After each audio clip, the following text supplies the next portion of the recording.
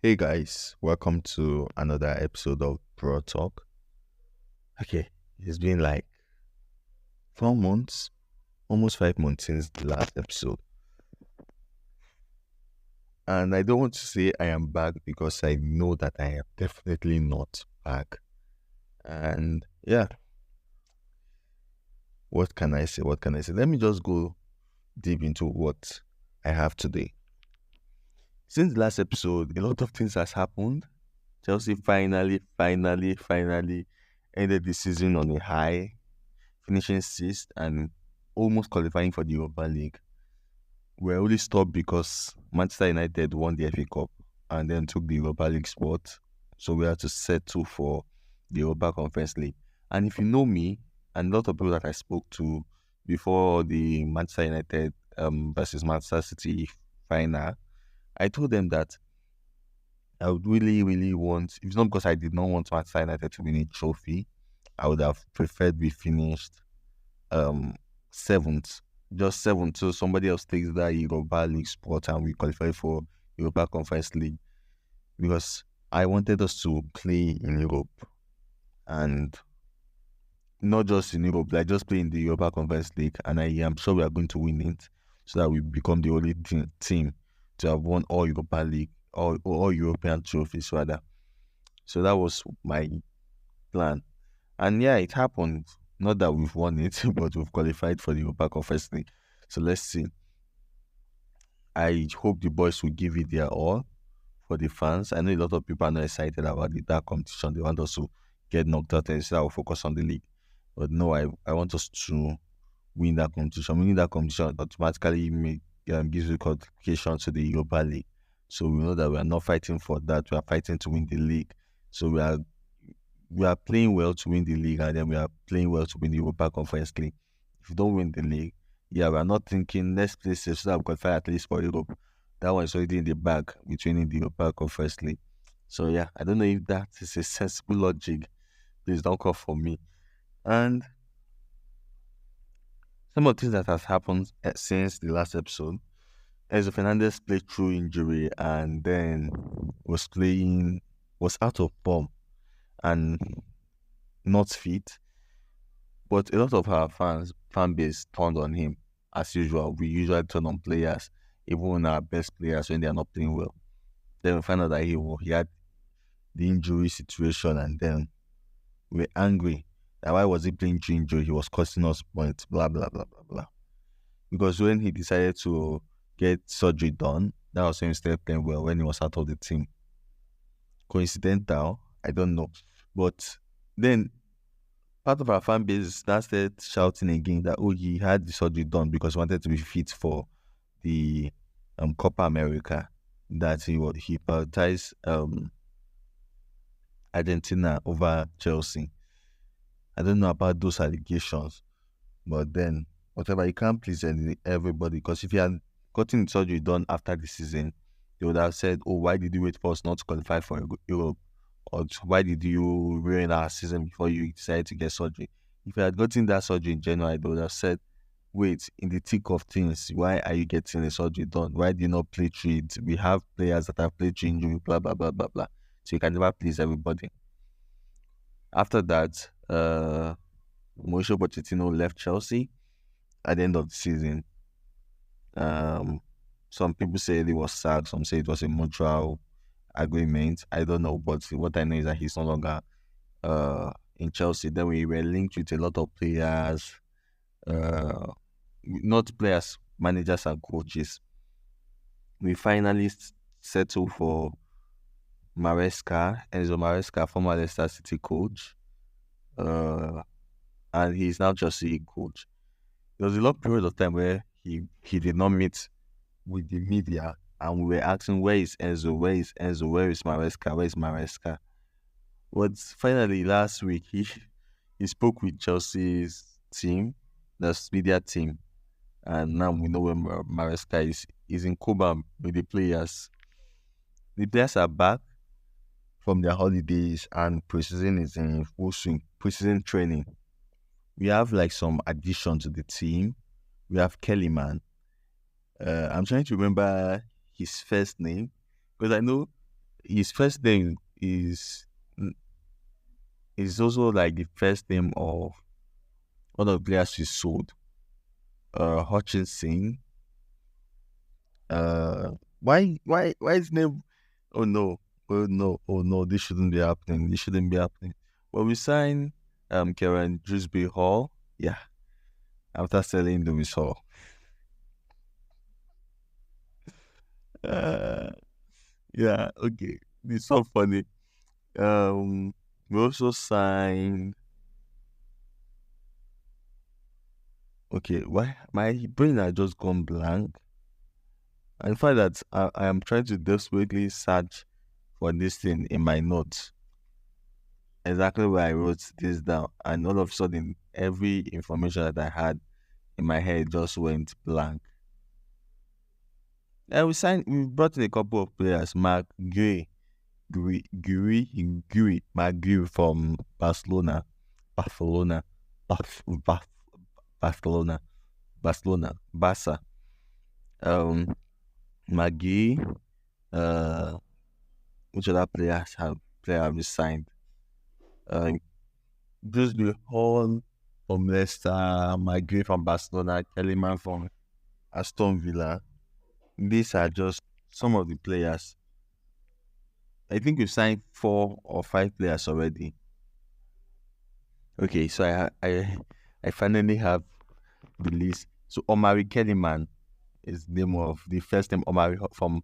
We sold Omari Hutchinson and we bought Omari Kellyman, and we added Tosin Adarabi to the team. That he was our first summer signing. Estavio William, the Wunderkind. Then Magui and Dewsbury Hall. Yes, so we've added. That's 5 players, I think. Yes, 5 players. I'm really excited about this. I think Estavio is coming when he turns 18. So I'm excited about his signing, most importantly. For Dewsbury Hall or KDH, his signing is sort of bittersweet. The first time I watched him play against us, I think maybe a season or 2 ago, I was excited. I wanted us to sign him, actually. I wanted us to sign him. But now that we've signed him, I'm kind of thinking that has sealed the fate of Conor Gallagher. And yeah, that is not like that's not the best feeling, because Conor has shown that he can actually shrug it out in this team, and he's a team player and he can play in this team, but we've not seen it from KDH yet. So we just have to wait to see, can he just play that Conor's role? But that is that. What else has happened? I think on the women's side, I don't know if I spoke about this, because I think the news broke in December or so. So I must have spoken about it. That is the fact that Emma Hayes was leaving Chelsea, and now she has finally joined her new team, the US Women's National Team, and she has left Chelsea with a number of first team players, important team players. One of them is Anne Catherine Berger, and yeah, that is as painful. But we've already had like our future in that goalkeeping department secured with Hannah Hampton's arrival last season, and she has shown that yes, she can actually play well for us. We've lost other first team players that I'm not going to mention right now, but we signed 2 players. Before I even mention the 2 players we've signed, I have to go back to this. We signed Sandy, and Julia I know Sandy from PSG and Julia from Barcelona, and that Barcelona player. And then Sam Kerr has signed a new contract. Like that day when she signed the contract, or when it was announced, I was not online. So when I came online, the first thing I saw from WhatsApp channel was Chelsea WhatsApp channel that Sam Kerr signed a new contract. I was so excited that I just saved the video, then to Twitter to post it. Immediately I posted it, I said, Sam Kerr is trending. I said, it's because of the contract. Let me see what people are saying. Then I saw people saying, Sam Kerr is leaving. I said, what happened? Then I went back to check, and I found out that, Chelsea media team released a video of Sam Kerr almost saying her goodbyes, like with tears and everything. And we were surprised, like, why? I was surprised, like, wait, when did this happen? So I found out that it was like a prank. And I was very happy that I did not see that prank because I would have been heartbroken. I would have really been heartbroken. But yeah, she's assigned 2 years contract. Like, she's never going to live on 99 goals. Who leaves a club on with 99 goals? You have to score at least 100. So yeah, I'm excited for the new season. And Bon Pastor is a new Chelsea LCW coach. We are starting a season with new coaches for both the men and women team for the first time in a long time. I know Emma Hayes stayed at Chelsea for 11 or so years, so we've not had a new coach in 11 years for the women team. I'm sure I can say we've not had a coach for both the women and men team in 11 years. And I may be right because the men team change coach every year, so there's a high chance that we had a new coach the year Emma Hayes was hired. But yeah, that's by the way. So I'm excited for the new season. I want to see what the Chelsea team can do. But the only bleak or the only cloud in that hope and that sunny aspiration kind of is the fact that I have fallen out of love with football, and it's the most painful realization ever. I've had like I don't want to call it a problem, but a challenge with things, like loving things for a very short period of time. And I have taken up a lot of hobbies, and like just love this thing and do it for 2 months, and after that, I don't want to even see it again. And it has happened with a lot of things that I've done. But football was different. A lot of people didn't know that I was not a big football fan before 2020. When I started watching football and started following football, I started reading newspapers, buying newspapers, and listen to radio programs, football radio programs in 2020. And I became like this football, not guru, but like almost an expert kind of. I have a football podcast. But having a podcast these days does not show that you have enough knowledge to even speak on any topic. But yeah, I do have a football podcast. Or maybe when you be listening to this, it will be I had a football podcast.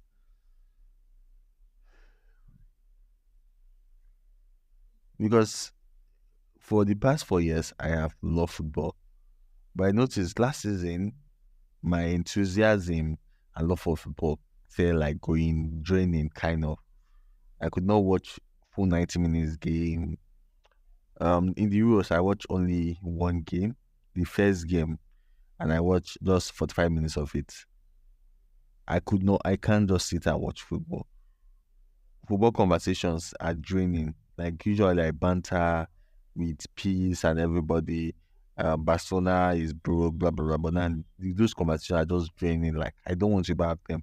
If he sends many banter material, like try to banter Chelsea, I just look at it, and because I don't want to kill this excitement, so I have to like fake it. But I am just not interested any longer. It's just as if I have fallen out of love with it, and it's a very painful thing because I love football. If you know, I love football so much. And now it's feeling as if I loved football so much. Yeah.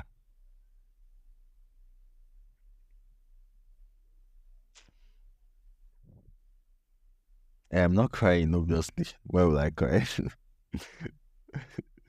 I can't cry. It's just football now. Yeah. Well, on this very, very sober note, I will also add that um, about one regret that I have. I don't have a lot of regrets in life, but number one, it's not as if I had any hand in it. The fact that if I have one regret, especially football related in life, is going to be that I never get to watch Ronaldo play live, like watch him in a stadium or something. And with each passing game, it looks as if that can be his last. The fact that Portugal got knocked out of the Euros, I've seen a lot of players decide just to retire after something like that. And his international footballing career is almost over. I have already said, I think at the end of next season, he's going to retire. If he's not going to play, if he does not want to play in the next World Cup, I think he does not have any other thing to play for. Except he's just trying to keep like match time just to see if he can play with his son. But there's almost not enough time for that. So yeah, very sad actually for me because I'm a big fan of Ronaldo, you all know. But I have to make do with just watching matches on TV. And that painful thing is that I was not around for the Messi Ronaldo era, peak era. As I said, I started watching football in 2020. So I missed everything. I missed everything. So that's very, very painful. I did not watch him in his height and in his prime, and then I did not watch him live at all. So yeah. But life goes on. Maybe Estevao William will be like the GOAT of football in the next 10 years. And also, I wish. But then if it happens, I have an audio evidence right here. And I was here first. I bought the stock first. I bought his stock. Yeah. This should have been the first episode where I don't mention Cole Palmer in a long time. But yeah, I've mentioned him. That guy, buying him was the best decision we've made in a long time. That's just what I want to say right now. Signing Cole Palmer is the best decision. And every day is looking as if it's paying off. Yeah, that's that about that. We've come to the end of this episode. Now, I can't remember what I usually use to close because it's been a long time. Don't forget to follow us on all social media platforms. Follow me at Simply Brodd on Twitter, now known as X, but the OGs, we have refused to call it X. Twitter, on Instagram, on Facebook, on YouTube, on TikTok, every social media platform at Simply Brodd. Yeah, let's keep the conversation going. Tell me what you think I got wrong. What you think, if you understand the feeling of falling out of love with something I used to love very well. And yeah, in everything you do, don't forget to keep the blue flag flying high.